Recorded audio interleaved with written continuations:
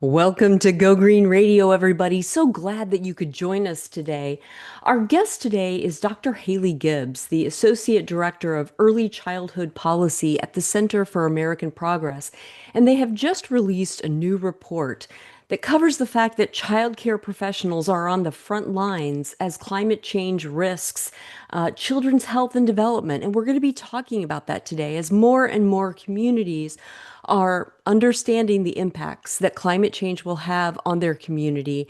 We need to make sure that they are taking into account early childhood development centers, in-home care providers, and we're going to talk about why that is and some ideas that the Center for American Progress has on how communities can make that so. So I want to welcome you back to Go Green Radio, Haley. It is so good to have you on the show. Thanks for having me on, Jill. It's really great to be here again. Yes. And so I want to start by talking about the kids. I want to center the children in this conversation. And my first question is I want you to help us understand the ways in which young children who are particularly vulnerable are impacted, especially by the health impacts of climate change. Tell us what we need to know about how climate change is impacting the little one's health.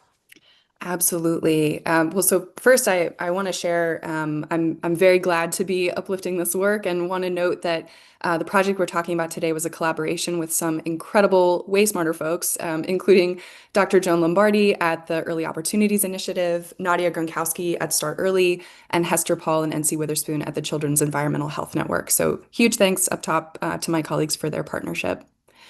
I think your listeners are probably sympathetic to the fact that young children are a uniquely vulnerable population to the effects of climate change in a number of different ways. And that's true when it comes to the news-making natural disasters like hurricanes, flooding, and wildfires, and also the more insidious consequences of climate change like extreme heat and air pollution.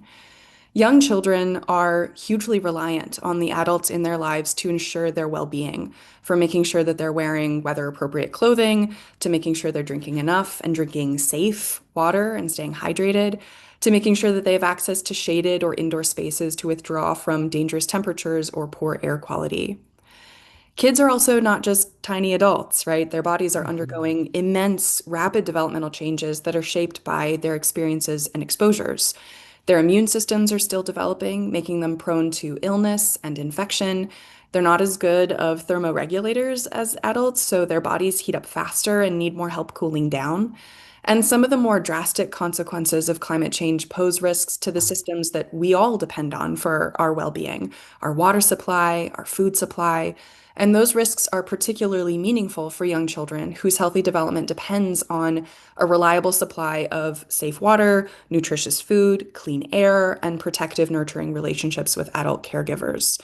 So, disruptions to children's lives, both in seemingly more innocuous ways, like a closed childcare program because the AC is broken, and also the really dramatic ways, like displacement because a hurricane swept away their home, means that kids lose routine, they lose access to learning opportunities, they may see impacts on their sleep, which we know also has cascading impacts on their cognitive and behavioral health, exposure to different toxins or environmental hazards, maybe even the total destruction of their belongings or loss of a loved one in the worst cases. The effects can range widely, but trauma early in life can lead to lasting negative consequences for kids' health and development, and climate change is increasingly a contributing factor. Absolutely. Now, let's shift our attention to the early childhood system. What are some of the challenges that the early childhood system is facing when trying to protect young children from the consequences of a changing climate? Well, I think it helps to zoom out a little and look at why the system doesn't really work as it is. The early childhood education sector in the US isn't comprehensive. It isn't even integrated in the way that the K-12 system is. It includes some public options like state preschool programs or Head Start for low-income families, but by and large, it's made up of a patchwork of business owners who run center-based, home-based, faith-based, and community-based programs, very often on incredibly thin margins. Childcare and early education is a costly business. You need a certain number of educators in the room to safely care for young children, more for infants and toddlers who need a lot of individualized care and attention, and to make sure that they're accessing the kind of high quality learning opportunities that support their development, their school readiness, and their social and emotional well being. So, between personnel and fixed facilities outlays like rent or a mortgage, insurance, utilities, curricular materials, food, maybe diapers, toys. Oh my gosh, those costs add up so quickly. The reality is that parents simply cannot afford to pay what it would cost to cover all those expenses. So, in Mhm. general, childcare programs take a hit, are forced to pay educators very low wages, often with no benefits or retirement options, and sometimes have to put off making the costlier upgrades to their programs they might need to in order to increase their climate resiliency. Hmm. Now, climate change impacts are not isolated. We are becoming more and more aware of that as the months go on. Areas that never thought they'd see a hurricane got Mhm. walloped. Areas where maybe drought is something that people haven't seen in their lifetimes are now seeing drought. There are all kinds of impacts that are, affecting communities in a lot of different ways. And in fact, your report states that more than half, actually 57% of childcare providers reported experiencing at least one extreme weather event in the past 2 years. Talk to us, Haley, about how extreme heat, rising electricity costs due to a reliance on air conditioning, water shortages, wildfires, and flooding impact childcare providers, the children and their families as well. Yeah, absolutely. Extreme heat is an increasingly significant concern related to climate change. Each year sees record-breaking temperatures, and researchers expect the US to see an increase of almost a month's worth of annual extreme heat days by 2050, compared to the period between 1976 and 2005. And families living in the Southeast are expected to face disproportionate exposure given the combination of high heat and high humidity, with an estimated increase of 40 to 50 extreme heat days. Mm. As those temperatures rise, our dependence on air conditioning increases too, so our energy costs rise accordingly, and so too does the burden on our HVAC systems, which can result in the need for more expensive or frequent repairs. And as you point out, many parts of the country have never really had to consider the impact of rising temperatures. In northern states, plenty of homes, childcare facilities, and schools were built without AC decades Mhm. ago and are now facing the reality that they don't have adequate infrastructure to withstand those rising temperatures. In some parts of the country, schools can't stay open for a full 5 days because the temperatures are so high, it's not safe for kids to be in the building. Mhm. Longer and hotter heat waves can also result in heat domes, where hot air is trapped under high pressure areas for an extended period, compressing the air further and as a consequence, making it hotter. Higher temperatures also have this paradoxical effect in that they can both exacerbate extreme rainfall because more heat leads to more surface evaporation, resulting in more moisture heavy cloud cover, increasing the risk of flooding. And they can also worsen droughts. Longer droughts draw moisture out of plants and the soil, increasing the risk of wildfires, which then have more tinder to burn through. And many parts of the country have been developed without wildfire mitigation in mind. So, residential areas, businesses, community centers are often in the path of destruction. Childcare providers, families, and young children are all at the mercy of these environmental changes. Childcare providers, as we pointed out, often don't have the resources to make their facilities more resilient to climate change or to deal with costly recovery efforts like smoke mitigation, mold and mildew removal, or in the worst case, a total rebuild. Mhm. Without a fully supported or resilient childcare system, families with young children can potentially face increasingly limited options for care, coupled with whatever challenges they independently face as a result of climate change. Hmm.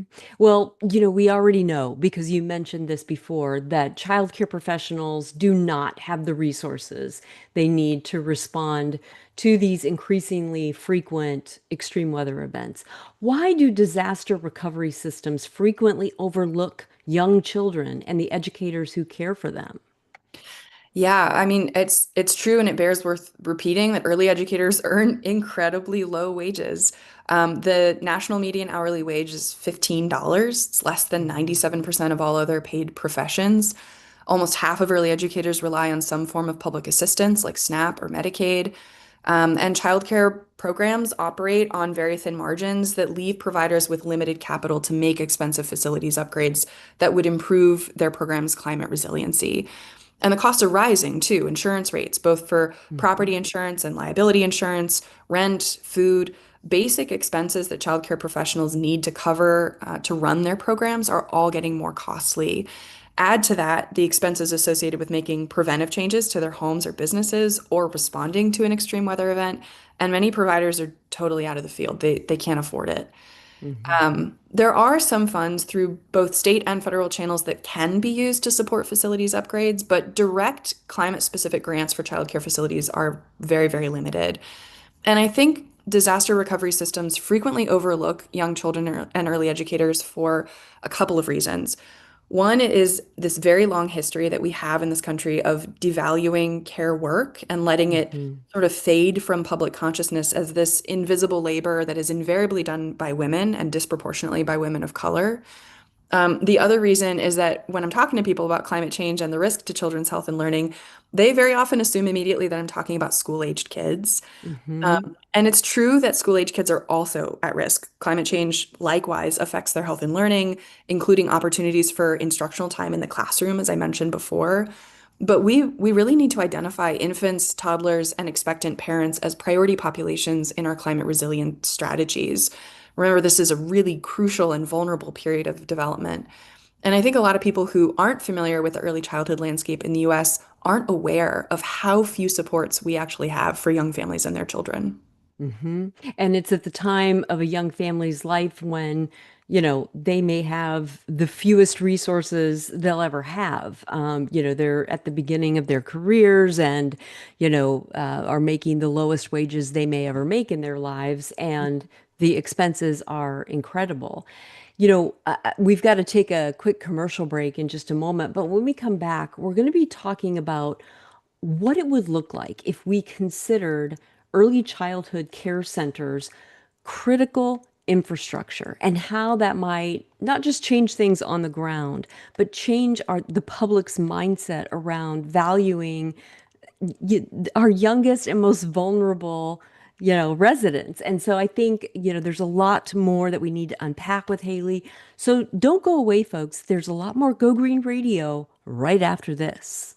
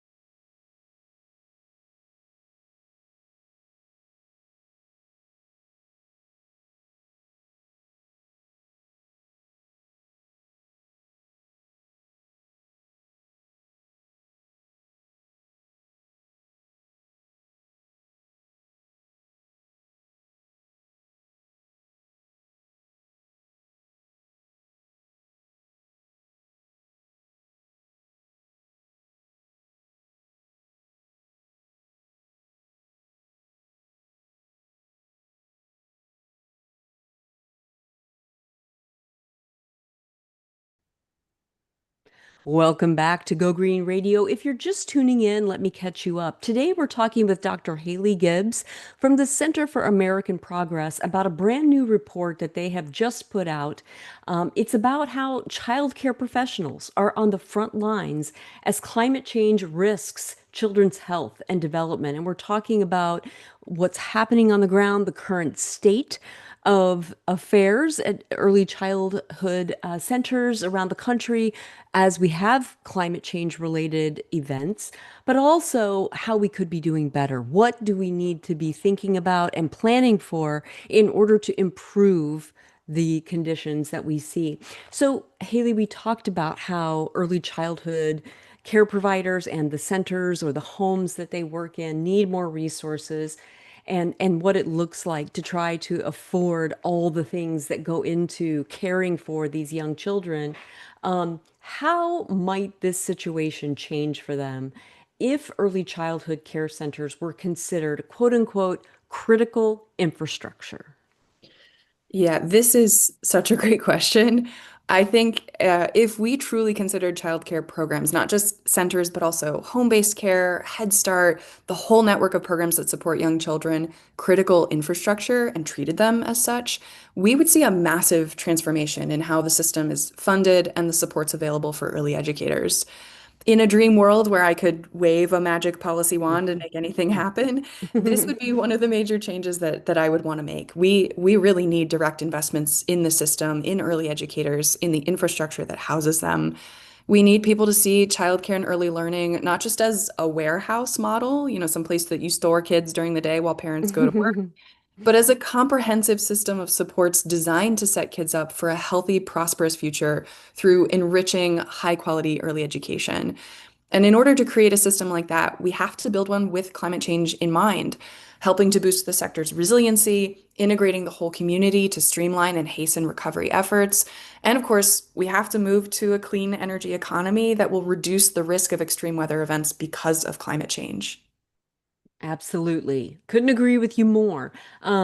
Your report discusses how early educators play at least five different critical roles in supporting a community's climate resilience, and I want to talk about each one. The first one that the report mentions is that they are often among the first to document and raise awareness of the effect that changing climate has on the health and development of young children and the well-being of families. How does this fact support climate resilience? Well, early educators see firsthand the effect of climate change on kids' health because they work directly with kids and often form close relationships with their families. They might know whether a family is dealing with housing or food insecurity that makes them more vulnerable to climate-related emergencies, whether they're struggling to cover their energy bills because of a heat wave, or whether the kids have adequate clothing or shoes that fit. They'll be among the first to notice whether a child is suffering from some chronic health issue like lead or mold exposure that might be the result of a climate hazard, or they might notice how a child's asthma is particularly aggravated on poor air quality days and take steps either to reduce outdoor exposure or maybe even let the family know that the child needs a new inhaler. This isn't to say that parents don't also see these things, but early educators are a critical partner in recognizing, documenting, and communicating children's needs. We frequently talk about childcare as having economic benefits. Access to childcare means parents can go to work or go to school, which can contribute to a family's economic security. That's all true. But early educators play a crucial role in children's and families' lives in many ways, including in protecting their health. And they're also a crucial part of community recovery when a natural disaster strikes. Communities can't rebuild if they don't have a safe place for their children to go. And childcare providers are also great advocates for families in their community. Being able to speak directly to the effects of climate change on a child's health or on a family's well-being can be hugely impactful when trying to make the case to local or state policymakers about the need for expanded investments in climate resiliency efforts. Well, and I'm going to put in my own 2 cents here. I mean, as more and more communities are developing or, um, updating their climate action plans, and they want to think about the specific needs of various stakeholder groups in their communities, when they're thinking about young children, yes, ask the families for input, but don't forget about your early childhood educators because they are also going to have documented information that could be critical to a community's climate action plan. So I Mhm. think that's really, really important that they not just, are expected to, on their own volition, show up at a city council meeting when they're discussing the climate action plan, but that folks are reaching out to them and proactively asking for their input. Your Absolutely. report also states that early educators play a primary role in introducing young children to the natural world around them and helping them learn to care for the earth. How can this help our society become more resilient in the face of climate change? Yeah, I mean, there's no sugarcoating the fact that climate change is here. Just a few days ago, the UN reported that the globe is expected to exceed that 1.5 degree Celsius threshold we had set within the Mhm. next decade because we've been so resistant to reducing greenhouse gas emissions that are accelerating climate change. That's not to say that all hope is lost, and I think this observation really speaks to that. It's cliche to say, but also true that children are our future. They become our scientists, our healthcare professionals, our policymakers, advocates, educators, leaders. The early relationships that they form with childcare professionals can help set the stage for their outlook on the natural world, the value they place in protecting it, and their understanding of how it works and what our place is in it. Through natural play-based pedagogy, talking about the physical environment, understanding the processes that underlie its natural cycles and how we disrupt them, even understanding things like why we recycle, how to do it, how to repurpose things to Mhm. reduce waste, how to conserve water, or to appreciate the role that different plants and animals play in the ecosystem. These are all things that early educators can help teach young children. And the hope is that these early influences instill in them an appreciation for the care that we have to take of the natural world and the risks we pose to ourselves and all other living things when we don't. So that when these kids become adult members of our society, those values continue to play a role in how we do business, build community, allocate resources, and govern. Well, and it's great if kids have an appreciation for nature.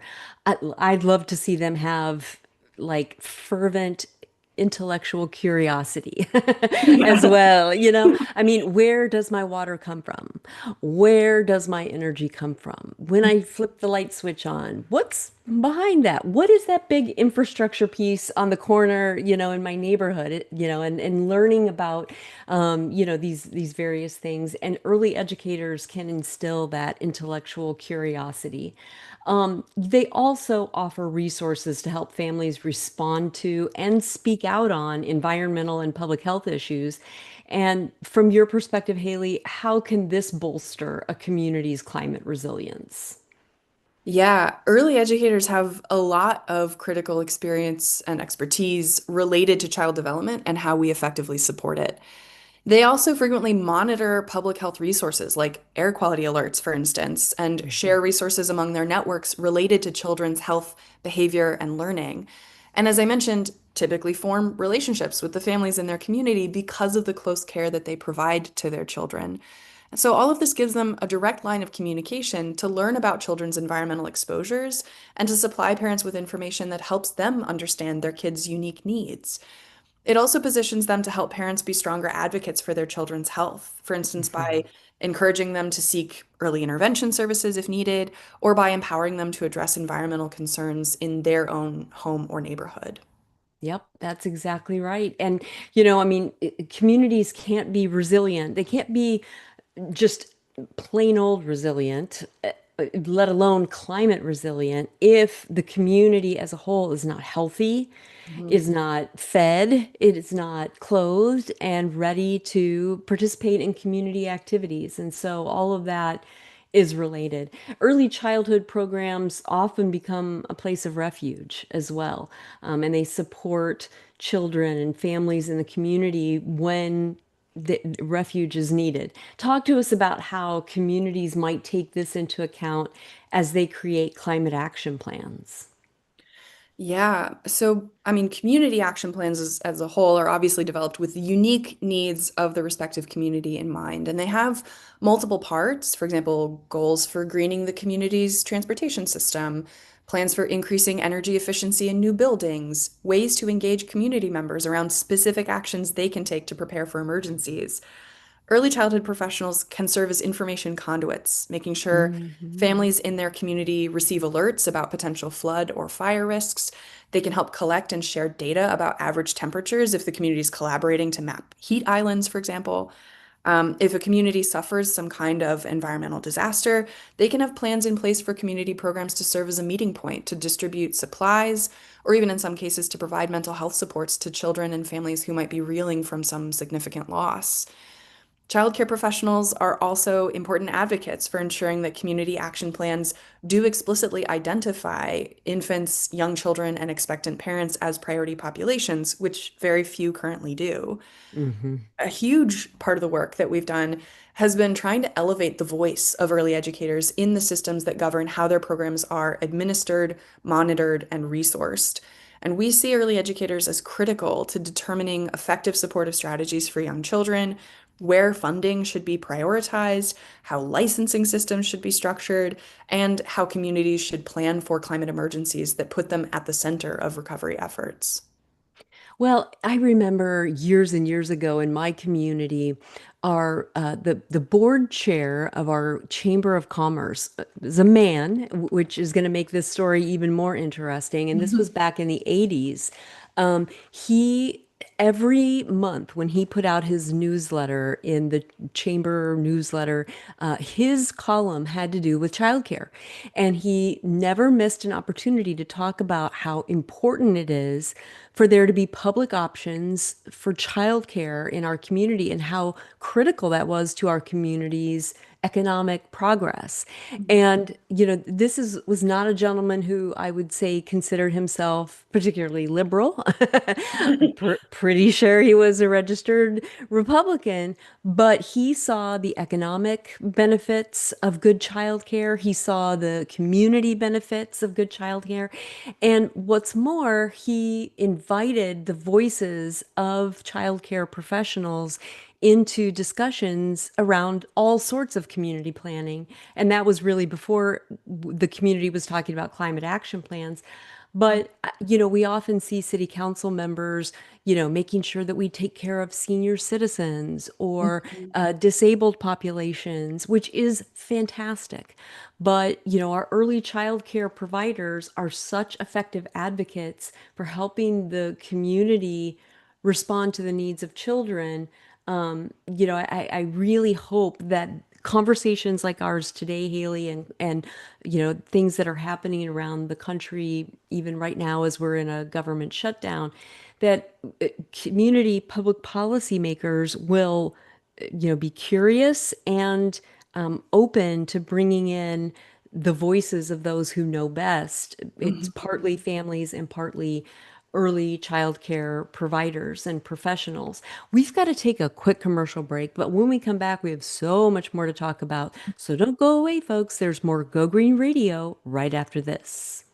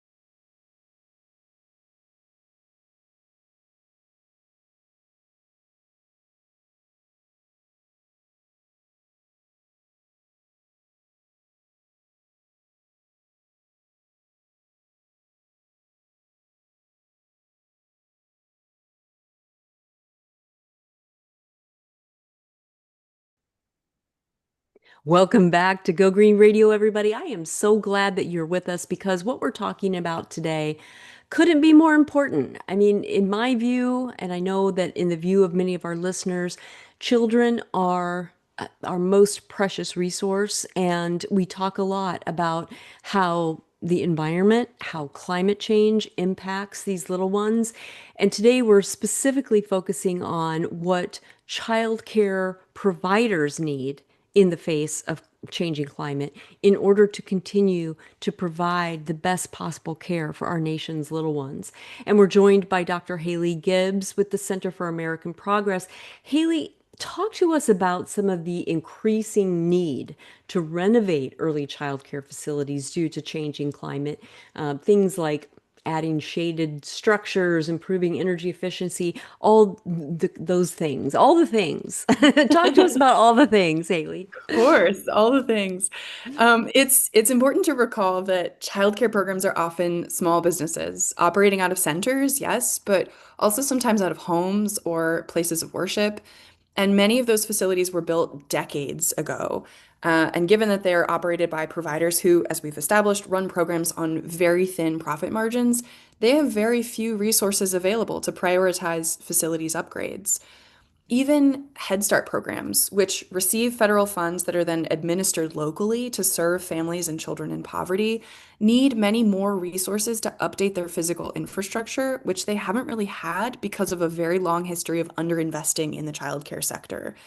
An estimated 50% of Head Start facilities are 50 years or older, meaning about 1,600 centers were built before the year 1979. And 60% need physical infrastructure improvements, even basic stuff like fixing leaky roofs or old boilers.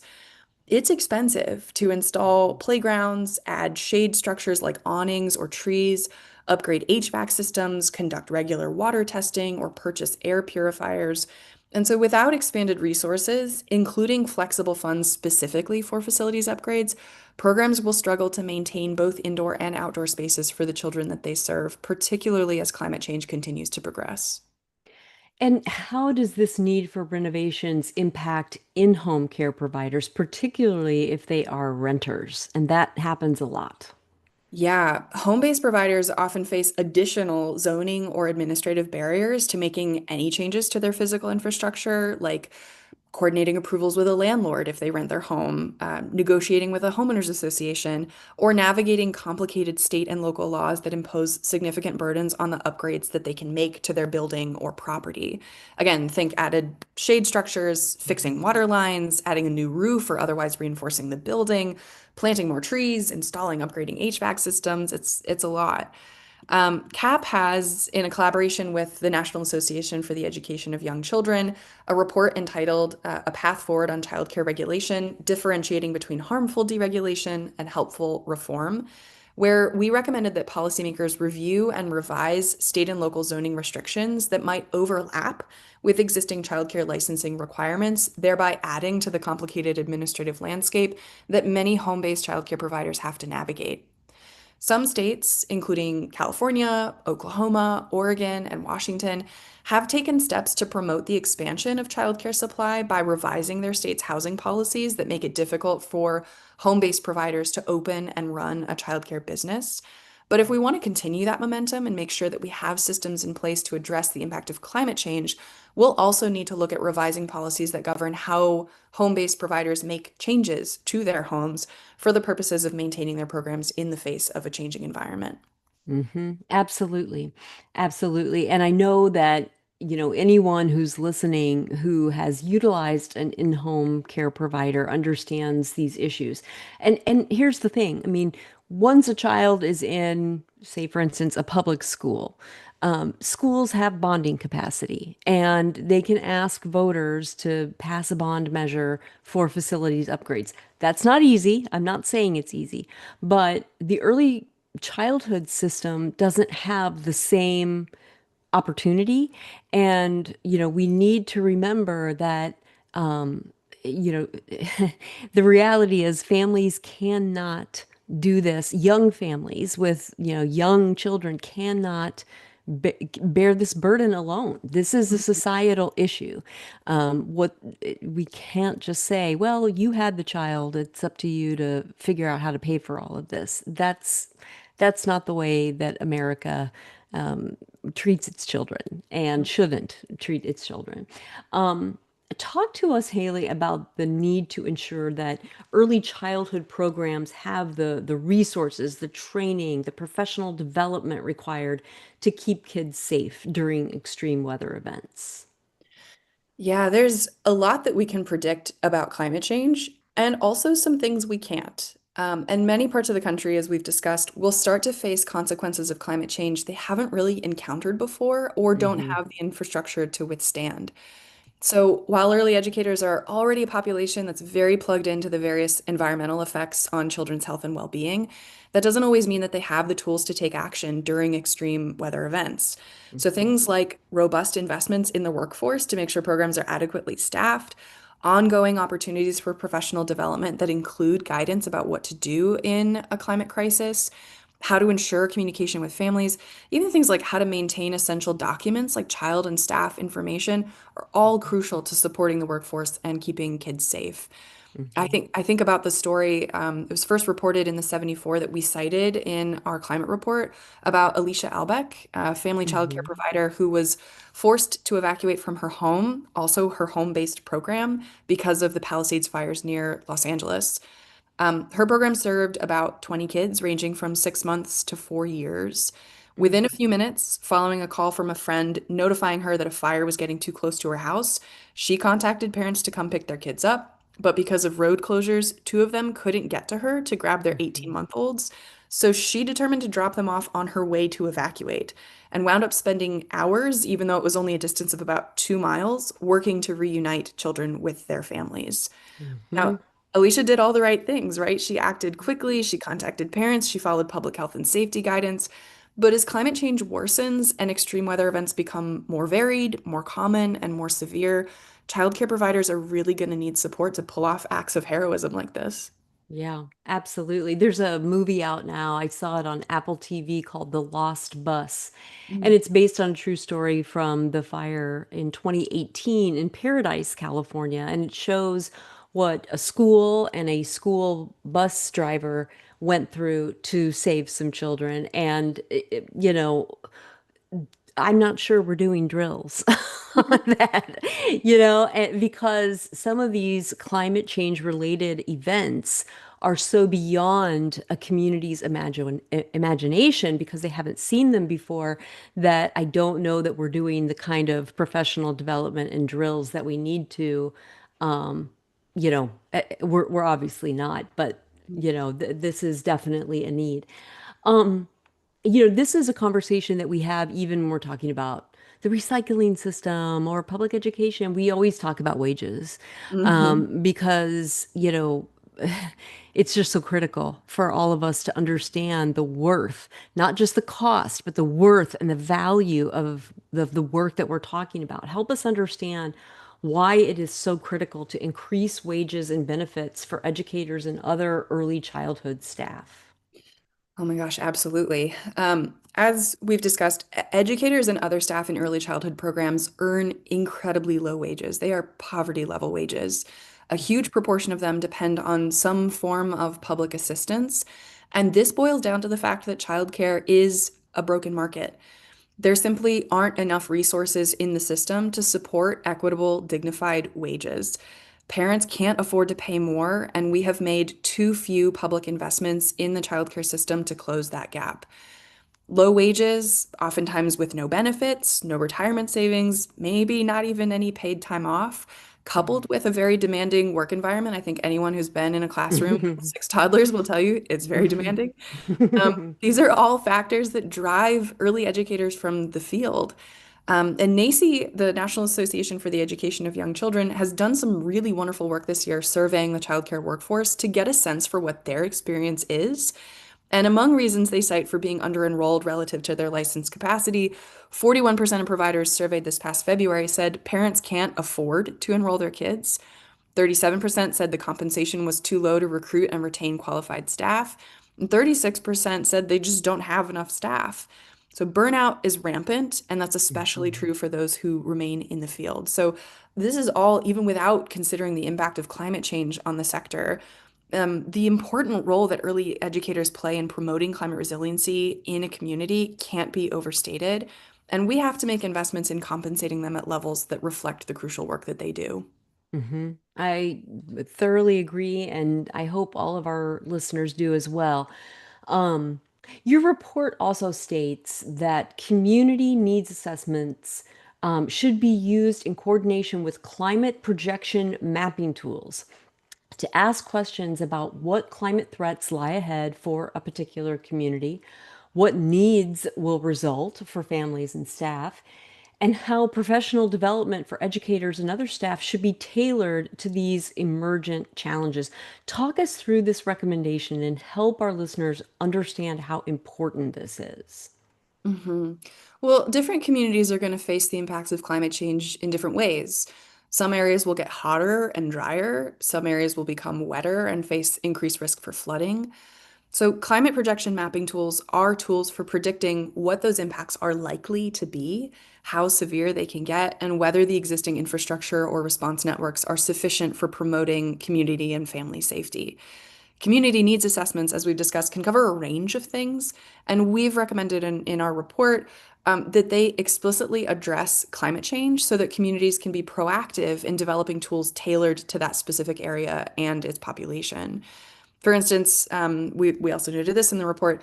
If the childcare licensing standards don't specifically include requirements around climate resilience, resilient infrastructure, considering the financial and logistical burdens that this may pose to providers without adequate technical support or funding, on-site Mhm. inspections are an opportunity for states to identify and track licensed childcare infrastructure needs, including the availability of functioning air conditioning and outdoor shade and green space, and to share guidance with programs on child heat risks and safety practices. We also recommended that state childcare lead agencies consolidate this information to identify programs with outstanding infrastructure needs and to support these programs in accessing available services and funding. Mhm. Ultimately, the sort of big picture is that we need data to predict and Yes. understand what lies ahead, how best to prepare for it, and if there's a risk of property loss or program closures, how to mitigate those impacts and support recovery. Absolutely. And how can public policymakers promote early childhood providers' ability to enhance the resiliency of their facilities by creating flexibility in current infrastructure funding and securing new investments? One of the major things public policymakers can do is help make conducting facilities upgrades easier and more affordable. Expanding and coordinating grant opportunities, increasing the list of allowable uses for those funds so that programs can use them to make updates that their respective programs need are two things public policymakers can consider. As we've already discussed, infrastructure upgrades are incredibly costly. HVAC improvements and maintenance, shade structures, promoting clean water access, purchasing air purifiers, mold and mildew remediation, rebuilding after a climate disaster, all very, very expensive. And the high cost burden that this puts on providers, not to mention the disruption that it can cause to their programs, their ability to offer services, potentially disruptions to their income and interruptions for care for kids in the community, sometimes means programs go without. So, providing robust funding through new investments or by expanding existing ones, specifically geared toward helping childcare facilities become more climate resilient, is essential to supporting those programs and helping educators protect children's health and safety. Well said. Thanks for that, Haley. We're going to take a quick commercial break, but when we come back, we have more with Dr. Hailey Gibbs and the Center for American Progress. So don't go away, folks. There's more Go Green Radio right after this.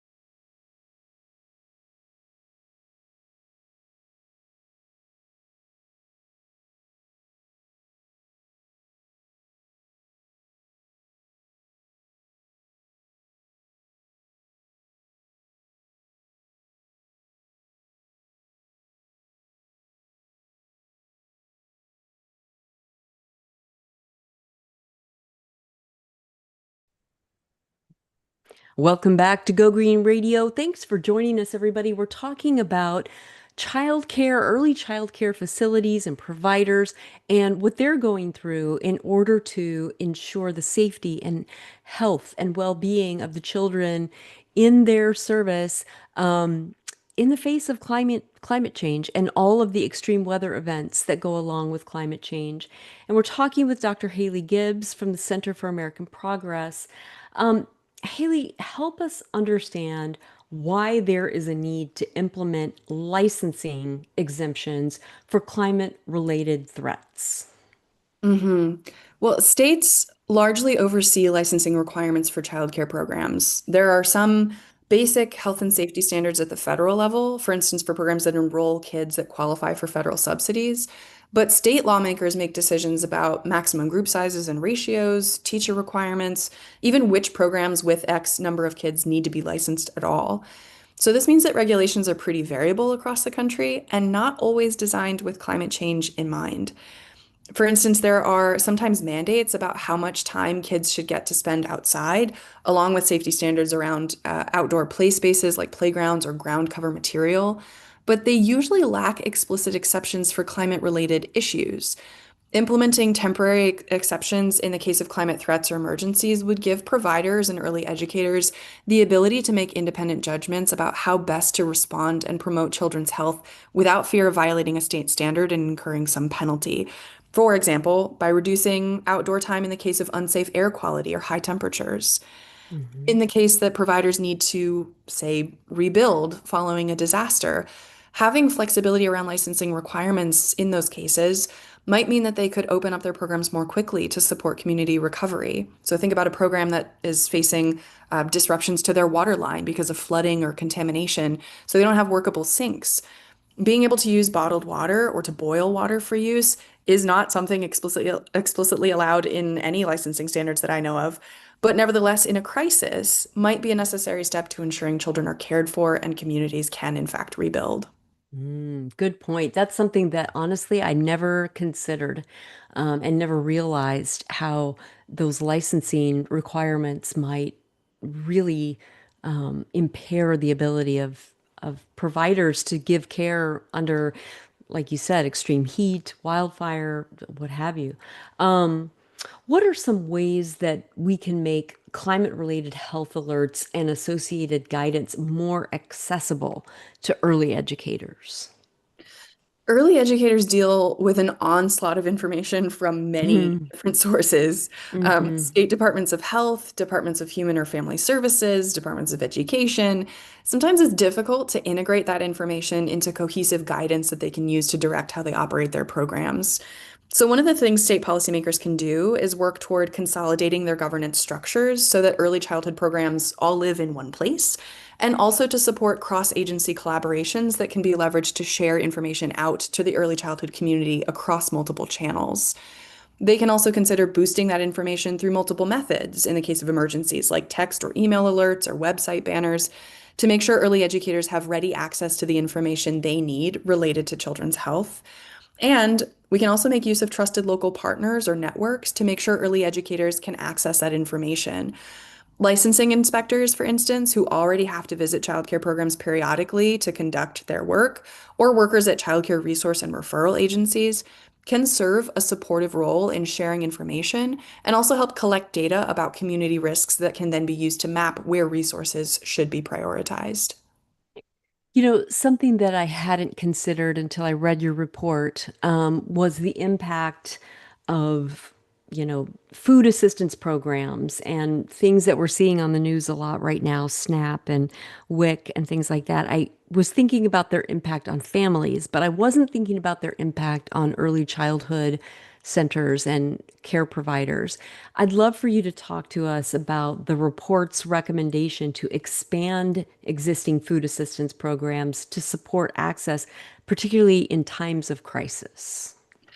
Yeah, I mean, this feels particularly relevant right now as we watch the administration respond to court rulings directing it to release full supplemental nutrition Mhm. assistance program benefits or SNAP benefits to program participants, drawing on both the more limited pot of contingency funding and as needed transferring from other accounts to ensure that families, the elderly, veterans, children continue to receive food assistance despite the federal government shutdown. Now, the shutdown obviously is not a climate emergency, but this kind of Mhm. responsiveness or lack thereof is a lesson in the role that policymakers play in ensuring that communities' basic needs are met. So we offer the example in the report that in emergencies and disaster recovery, for instance, infant formula is typically distributed through the Special Supplemental Nutrition Assistance Program for women, infants, and children, which is a very long mouthful of a name. But this is the WIC program. Mm-hmm. But water, which you need to mix and make the formula edible for a baby, is not an allowable WIC expense. So Mm-hmm. policymakers can and should ensure that food programs like SNAP, WIC, and also the Child and Adult Care Food Program, or CACFP, have updated provisions acknowledging the high cost and scarcity of food during times of crisis, and can also flexibly adapt to activate more funding or expand allowable expenses in order to make sure that we're meeting kids and families' needs. Mm-hmm. And are there any examples of states or, local governments that are doing this already, or would this be something that we'd be starting from scratch from a public policy standpoint? I think there are examples through sort of other means where, local communities have set aside directed Yeah. funds or will activate sort of community networks, to expand food pantries or make Mhm. sure that they are providing services to highly vulnerable populations. But for these programs specifically, operating at the federal level, I don't know that we have a precedent for their use in this way. That makes sense. There's a recommendation in your report that I think bears, a good, thorough discussion because I want to make sure our listeners really understand this. So I'd love for you to give us some examples as you explain this. But you talk about the need to codify climate protections in state and local legislation. Help us understand how that pertains to early childhood care facilities. Yeah, I mean, I think the national political landscape right now is a reminder of the crucial role that state and local leaders play in advancing climate resiliency efforts. We are seeing broad rollbacks of federal climate action, weakened protections for public lands in favor of fossil fuel development, the removal of data and reports about the impact of climate change on different communities across the country. Even the words climate change have been scrubbed from federal websites. And those federal actions really impede efforts to fight climate change and prepare for the more frequent and severe extreme weather events that we expect to face. States are responding to the climate crisis in different ways. Some are establishing comprehensive action plans, much like what we've talked about on the show already, while others are adopting a sort of patchwork of climate policies. We are seeing some really promising examples of state action, though. So, one of the examples that we said in the report is that New York adopted a law in December of last year that both set maximum allowable temperatures in classrooms and spaces for children, and also set new thresholds for when heat action plans must take effect. And while there are some federal proposals and certainly still a number of champions on the Hill who are dedicated to addressing climate change and its impact on young children, where we can secure those wins at the state and local level, where we are incorporating the expertise and insights of the early childhood community in community action planning, we then don't have to let up on our momentum toward mitigating climate change and protecting children's health and safety, regardless of how the political winds blow. So Mhm. we really encourage more state and local policymakers to consider similar actions to expand legislative efforts to codify those protections so that, regardless of the sort of political leaning of the state in subsequent years, that those protections are in place. And specifically, that legislation refer to early childhood and really cater to the needs of the early childhood system. Mhm. I want to give you a chance, Haley, to tap into your personal passion for early childhood um, policy issues. And I want you to talk directly to voters who may doubt that this is a worthwhile public investment, a use of their tax dollars. All the things that we've been talking about today cost money, and that money needs to come from public dollars. Make the case for us. Oh gosh, yeah. No No pressure. pressure, Yeah. but just if you were talking to your own parents or voters in your family who might be far removed from early childhood issues because it's been a minute since they were in those shoes, what do you say? Yeah, I mean, children are a crucial part of our society right now and in the future. And I think the reality is that we make investments in a lot of things that don't serve people's needs, that don't actually, address day-to-day expenses for people, that don't make life easier for people, that don't, invest in the health and well-being of our environment, of our communities. And so, if we think about better uses of those funds, it seems like a huge investment, right? It seems like a lot of money to put in this particular area, but it's a worthy investment, right? It's a gamble Mhm. worth taking. It's a way for us to sort of showcase our commitment to the future and to the society that we want to build, the kind of life that we want our children to have. And even if you don't have children, right? Like at some point, someone invested in you.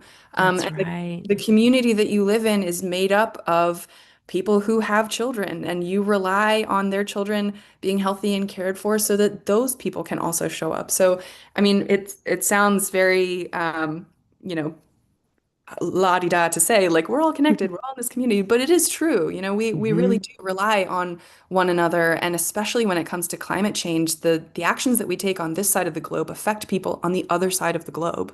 Hmm. And so I think if we're just thinking about our community, those impacts are 10 times more significant. So I don't know how to make it plainer that this is a crucial investment that we need to be making, and one that benefits everybody. Beautifully said, Haley. And we'll end it on that beautifully said, perfect note. Thank you so much for being with us, and thank you to our listeners for being with us. We'll be here same time, same place next week with more Go Green Radio. And until then, have a wonderful week and do